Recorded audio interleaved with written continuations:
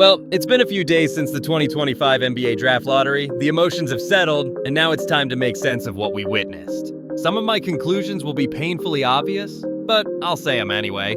Some might actually surprise you, and some are downright conspiracy theory crazy. But if Adam Silver doesn't give a damn what people think and Stephen Smith built a career on wild takes, why should I, some random fan, overthink this and play it safe? Some will say, the lottery's fake, end of story. And I kinda agree, but only halfway. The random results actually make perfect sense. Adam Silver's been dropping major hints about how he wants teams to behave and where he sees the league going. Play nice? Uncle Adam's got rewards.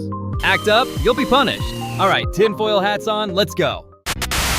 Tanking always annoyed the NBA, but when just a few teams did it, they could look the other way. This year, half the league went full capture the flag mode. At least 5 East teams and a couple West squads were actively sabotaging games. 7 teams! That's 25% of the damn league. Watching these games was dangerous to fans' mental health. Example time. Imagine you're a regular NBA fan after a long workday. You turn on the Jazz game, hoping for entertainment. Instead, you see Coach Hardy benches their only star Lauri Markkanen and forces Walker Kessler to chuck threes like he's Steph Curry, all to avoid winning. Will you ever tune in again? Hell no. Silver went nuclear on tanking teams. Remember the pre-lottery favorites? Utah, Charlotte, and Washington, 14% odds each, followed by New Orleans, 12.9%, and Brooklyn, 9%. Well, guess what? All of them fell down the order. That's what you call karma.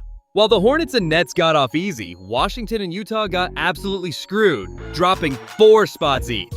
Imagine tanking your whole season just to miss out on a top 5 pick. Epic fail. Danny Ainge, who spent all season mentally dressing cooperflagg in a Utah jersey, must be absolutely shook right now. The top 3 picks went to teams that got absolutely wrecked by injuries, but still tried to compete. Dallas, San Antonio, and Philly. Now with the Sixers, it's obvious. Their pick would have gone to Greedy Presti if it fell past number 6. But the Texas teams? That's where things get interesting. Which brings us to takeaway number 2. Okay, this is the most basic take ever. Water's wet, the earth is round, and the NBA will always hand-deliver stars to LA. Now that Dallas landed the number 1 pick in Anthony Davis, the truth is obvious. Nico Harrison isn't some idiot who got scammed by Rob Pelinka. This was rigged from the start. Honestly, Mavs fans who protested outside the arena owe Nico an apology. Dude did an incredible job. Turning Luka into Davis and Flagg, that's a heist. Dallas wasn't robbed, they're the robbers themselves. Now, I didn't bring up the Lakers just to trash them again. Who am I kidding? Of course I did. But to pass to the third take. Fans love those loyalty stories like KG in Minnesota, where a superstar wastes prime years on a trash team. But for the NBA, that's terrible business.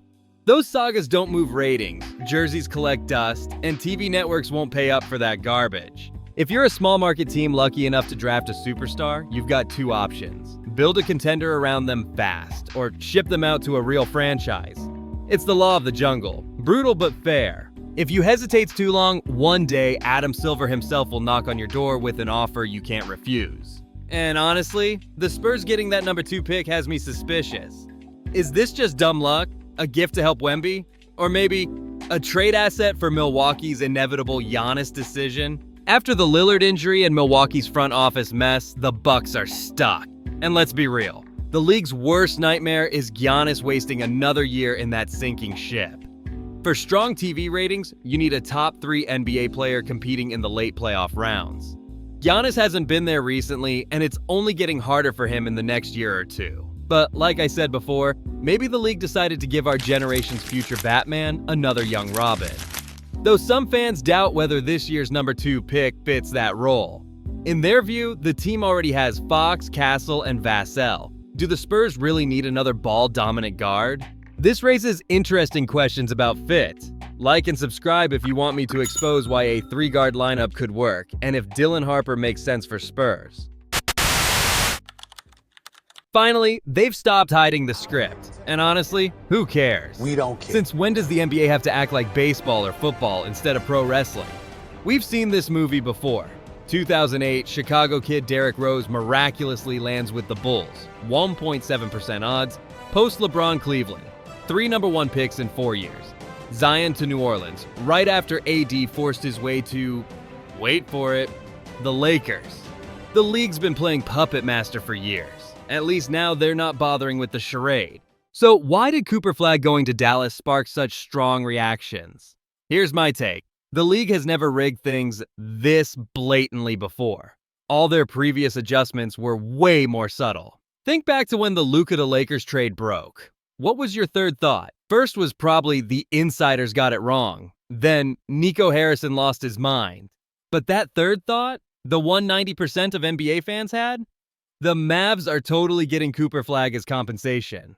It's so obvious that I genuinely believe the NBA would rig the 2025 lottery to avoid giving Dallas the top pick, because this looks way too suspicious. But it turns out, I was overthinking it. The league doesn't care what fans think when there's perfect opportunity to make 2 big franchises happy, maximize profit, and create must-watch storylines. This feels like the NBA's new reality. Another step closer to wrestling. Good or bad, you decide.